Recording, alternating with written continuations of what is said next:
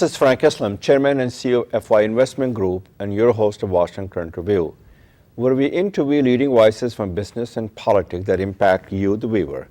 Today, our guest is Venkat Subramanium. Thank you for coming to our show. Greatly appreciate it. Thank you, Frank. So, tell me a little bit about yourself. Well, I'm from a small town called Angarai, which is a very small So village. that's the in name of South your India. company, I named Angarai. it. Okay, we want to talk a little bit about it, but tell me a little bit about yourself first. Well, I'm a president, CEO of a firm called Angarai International. We mainly do professional services, particularly in the areas of program and project management, organizational change management, advisory services, and quality management. Mostly the government or the commercial? We actually spread across the board, federal, state, and local in the government space, but also we do commercial and some global act well. So the name Angarai came from the village you were born. Correct. So, and what does this mean to you? Just because the name of the village? Well, that basically goes back and reflects on my roots. That tells me where I'm from. And your humble roots and humble beginnings, That's right. which is in India, southern part of India. Absolutely, it is south of Madras or Chennai further and closer to Trichy. Let me ask you, what shaped your story and your journey from India to America, and who has been your, what I consider, people who help you to get here? Oh, there are a lot of people in the journey of where and how I got here. I'm very blessed and pleased and very proud, with the folks that kind of helped me all the way through in my journey. Starting with my parents first. So you owe them a sense of gratitude. Without a doubt, without a doubt. I'm sitting here because of all the sacrifices and the values that they instill in you. Absolutely. And the values they instill in you is what are those, besides the love of education, being the best you can be? Number one, basically respecting everyone around. Respect the dignity of the people. Yeah, and no matter who you are, no and matter what your background is. Treated the way you want to be. You want to be treated the way you want to treat other people. Absolutely. And what is that you are giving in the process? My dad always used to say, you cease to get when you cease to give. Well, you said it very nicely, and I will take on that. President John F. Kennedy once said, "To whom much is given, much is expected." Mm-hmm. Sharing and caring and giving back is a very, very important for all of us. Absolutely. And that's the only way we can keep the next generation's hope alive. Mm-hmm. So I'll get back to that. Tell me a little bit before I ask you about your company does and services to provide. Where do you give, and what kind of activities you involve in it to help the others and support the others? Oh, multiple things. One is we have an entity called Angarai Foundation. So that's the charitable foundation that focuses on what elements?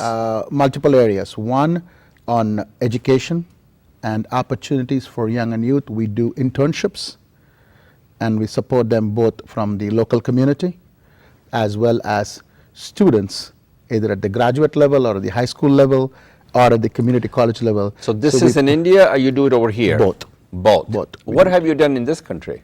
Well, basically, so far we probably had close to 100 plus interns that has gone through our system, meaning during summer we support with the local school districts in Prince George's County, where we are located in Greenbelt. Good. And also we have done That's a mostly underprivileged, less fortunate, socially, correct. Economically disadvantaged. That's correct. That's correct. So you're giving them a hope. We may not have an opportunity otherwise. Not only from So you're empowering them with education. Not only with the education, but we also give them an opportunity to see the corporate world. So economic mobility is another thing you do. That is correct. So that's a wonderful thing to do. I'm very deeply grateful for your kindness and generosity to serve our community and serve this nation by giving and sharing back, because that's the legacy that you leave behind. Absolutely. And I'm that way, I'm very blessed, as I said, that's my 2 cents worth, and that's how I was raised. So talking about the values, that's kind of where it came from. Now, let's talk a little bit about the services that you provide through your company. What are the key areas of focus is? And tell me a little about how big your company is, what's your vision is, where you're going, and those kind of things. Sure. Well, first, in terms of what I would call our core areas are, if you can visualize, what I used to call 3 by 4 by 4, 3 domains: health and human services, Okay. transportation infrastructure, defense and security. That's our core domain. There are 4 verticals within that space: federal, state and local, private sector, and global. And there are 4. You probably covered just about everything that I know. Yeah, well, obviously we have a very niche in each of this domain, but that's kind of And the what's your areas that niche? well, we do the 4 services that are PMO, Oh, TMO, project management office. AMO, QMO. Explain to PMO what as in- AMO stands for. Yeah, AMO is Advisory Management Office, And the QMO? Quality Management Office, TMO is Transformation Management Office, and PMO the Project Management Office. The way we look at this, particularly, I kind of have a vision where these 4 go together. First, you look at what your current business situation or the challenges are, the changing environment, and what kind of best practices and things that you can draw from the industry. That becomes part of your advisory role, where you look at a strategic plan and a roadmap. Now with that, then you come back and say, okay, here is what I want to go, here are my priorities. How do I do that? That comes under project management. Then there's no point in just having project management. You got to look at transformation, because projects don't fail, people do. So addressing the people aspect, whether it is attitude, learning, opportunity, it's very critical. I'm an industrial psychologist by trade. So that's kind of a lot of the transformation management activities come into play. How big is your company? We are close to 75 people now. And when did you start the business? 2003. 2003. 2003. So that has been close to about 10 to 12 years. That's Are correct. you socially, economically disadvantaged? You have 8A or a small business? We used to be in 8A. You graduated We from it. graduated from 8A. We are also a local minority certified business in the By state of Maryland. the county as well as by the state? State of Maryland as Do you well have as the some, county. do you have some contract with the state? We do right now. We do. State is one of our state of Maryland is one of our key customer. Mm-hmm. We also have done some work with the county, as well as the With the PG County? Prince George's County, correct. Oh, okay, Prince George's County, Yes. you're right. Yes. And So you have where are you located? Greenbelt, Greenbelt, Maryland. Yep. Just That's outside where the Beltway. my journey began. Oh, I didn't know that. When I started business in 1994, my office was in Greenbelt, Maryland. Really? As a matter Okay. of fact, it was the Greenbelt College Park area. Okay. And then when I expanded the business, my home office was in Lanham, Maryland. Okay. But we also had several offices in Greenbelt, Maryland, close to NASA. Okay. As a matter of fact, my home is right across NASA, and most of our Which part on the Greenbelt Greenbelt Road? Woods. It's called Greenbelt Woods, a community called Greenbelt Woods, right off Greenbelt Very Road. nice. So you live in PG County, That's Prince right, George's County. And right, it pretty much, I would say close to 80 to 85% of our staff live in the county. Our office is in Greenbelt, and a lot of our social activities are in Greenbelt. We have an adoption program with the road adoption in Greenbelt Road. There's part of Greenbelt Road that we as a firm has adopted and that we maintain.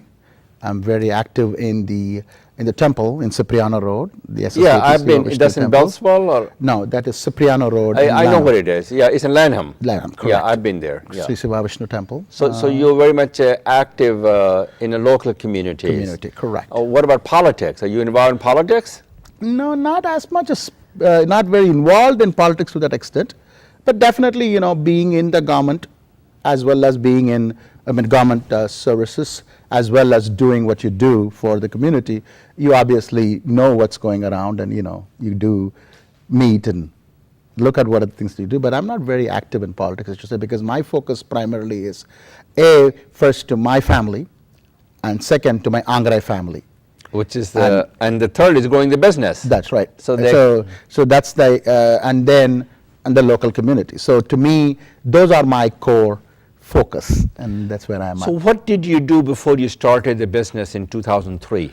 Oh, my undergrad, if I go back a little bit behind to my background, my undergrad was in applied mathematics and computer science. So I was doing So more you graduated. Correct. And then did my master's. My first master's was in industrial psychology. So totally where I talked about the people aspect or the human factor. Sure, as we would sure. call it. And from there, the journey took me to quite a few places I worked.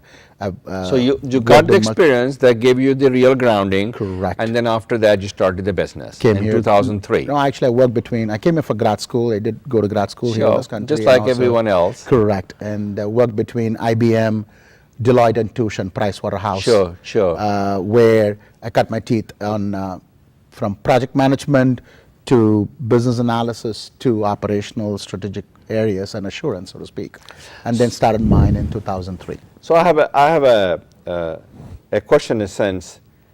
As we sit here today, this is 2016, 4 years to 2020. Where is a company headed in year 2020, and what do you want to do by the time it gets to be the 2020? Sure. What's your plan? We have an internal strategic roadmap. We used to go through various versions. I used to call it Angre 1.0, 2.0, 3.0. Okay. And the current one that we are working on is what I call Angre 2020. Okay, so that's the that's plan. a vision 2020. In 2020, our expectation is that we would have gone more deeper into the federal space more than where we are, because we did not So you want to spend as much penetrate time. that kind of a market, Correct, significantly. expand that Also- market. And also expand some of the other activities that we have done. For example, we have launched a program called Angre Fellows, which is basically, we've been doing this in a way which is not necessarily very formal and structured before. Like, for example, the internships, whether it's the school level, at the collegiate level. I'm also involved with the University of Maryland and some of And the College their Park area? In College Park area, in the high school. We do In the what- business school or? high school information school. Sure. Where we actually work with them closely, where the students come and do their projects as part of their capstone with us. And we also do some other training activities for them when they graduate, so we provide them some opportunity. I also teach in Morgan State. That's in West Virginia. No, Morgan State in is Baltimore. Yeah, so you go there every week? No.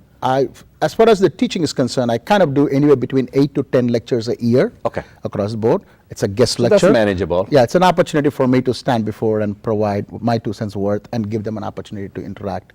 And I learn a lot. To inspire them. Absolutely. And I definitely learn a lot by engaging the students. Now, I teach in RPI, the Rensselaer Polytechnic Institute in New York, as well as back in India in IIT and IIM. So how do you, there's a lot of people in this business, Yeah. What you do. So how do you develop a key partnership? B, what differentiates you from your competitors? Okay. And how do you attract, retain the employees? Okay. I've asked 3 Let me- questions. let me start one at a time first, right? In terms of how do we go about looking for a partner? People would like to work with people that they know and like. So the key thing is developing that relationship where, yes, a contract, whether it is an NDA or TA and all that is, definitely needed, but it has to go beyond that, because the spirit and the trust has to come. So that way I'm very proud that I have partners who I've worked with for the past almost 10 years of my life, with this journey. So which is pretty much from almost day one of Angre. So we have very finite set of partners. We have what's called Apex, which is an Angre Partner Exchange Program, where we have opportunities where we bring people in and we discuss, we talk about what's in their pipeline, what's in our pipeline, and then we kind of see, is there a synergy? Is there a synergy, and is there a place So where you create a we can- partnership. Absolutely. Then we can add a value to them and they can add a value to us. And then in which case then we, decide that and then embark on the journey. And that's kind of how our partnership relationship has been there. We've been partners with firms that are fairly big and, who's who in the industry. So you still consider a small business? We are a small business. So you still meet all the SIC codes for the small business? We do, NAICS. Okay. The NAICS, they call them, right? So definitely we do. So we have worked with some of the very big firms in the market, in the industry, as well as we work with a lot of small firms that work with us as well. So we have done, we're not big, we're still, small, we're still small business, we're still growing. So we have an opportunity where we go through the exchange program, where we validate and then build a relationship. To a great extent, I don't start a partner for a particular opportunity, or a particular RFP, or for a particular proposal or a pursuit. It has to make sense, business sense, and it should be something which is long term. Makes sense. So that's- you look for a long-term opportunity. Absolutely. What's your thoughts on the set-aside program in the United States government, also the federal level, for socially, economically disadvantaged, and also the 8A programs, and also the woman-owned program. What's your thoughts are? Absolutely. I think, You started from the 8A programs. Correct. But I should also confess, when I started, I didn't know much about Sure. this business. So I went after 17 certifications from state, local, my federal, and gosh, everything that's else. a lot of so I spread certificates. myself too thin to the point that where we became, for lack of a better term, I used to say we became a mile wide and inch deep. A mile And so it didn't stick. But nevertheless, in my opinion, definitely it is a great opportunity and a great program. But to me, that is only, for lack of a better term, how do I put it? It's like going into a restaurant. When you go into a restaurant, you go there for multiple of reasons, right? You go, have a good meal, got good dinner, whatever that is, and good time, good service, you enjoy all that. At the end of it, when they give you the check, they tell you we accept Visa, Master, American Express. To me, the small business certification is Visa, Master, American Express. That's a good analogy. You don't go to a place just because they accept Visa. You go to a place because you like the food. Yeah. So first and foremost, as an entity or as a business, what is the value that we are providing? While these programs are definitely valuable and something that definitely should be looked at and considered, no doubt, but the core is what is that you're offering, which is of value to the consumer. What's the secret sauce for you to be successful? I guess first, I take everything seriously. I will never ask anyone to do something which I will not do. And third, if I cannot be a solution provider to the problem, I will tell my customer up front. So that opportunity may not, fit what I'm trying to do. But I'll be very upfront with it. But by being upfront and providing them that has definitely opened up opportunities for me as we go along. So being patient is another very, key factor to it. And stick to your core. I mean, as I say, my 3x4x4 is my core. If it's not my core, it's out of the door. So success is business, a team sport. You have to surround yourself with the people who share your vision and values. Absolutely.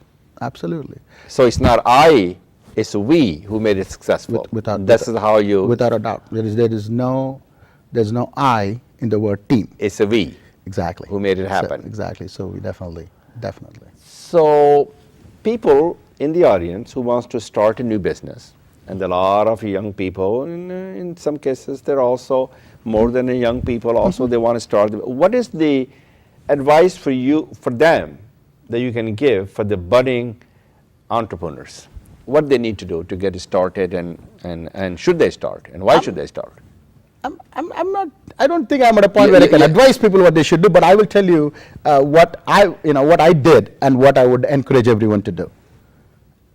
Go ahead. Being in the entrepreneur journey is a very fascinating thing. So don't look at a point or a particular win or a particular achievement, but the journey is more important. Willing to take a risk. Absolutely. And that has to be part of your DNA. It's not just for a specific period or for a specific dollar amount or for a specific activity alone. But if you cannot provide a specific business value to a problem, that's where you need to first start saying, what is the business value? What is the problem that I'm trying to attack? Because there are thousands of people in this market. So what is my differentiator? Why me? Or what is that I need to bring in? I think that's first we need to do our soul searching to identify that area. Now, there are going to be players in that market, in that segment, obviously.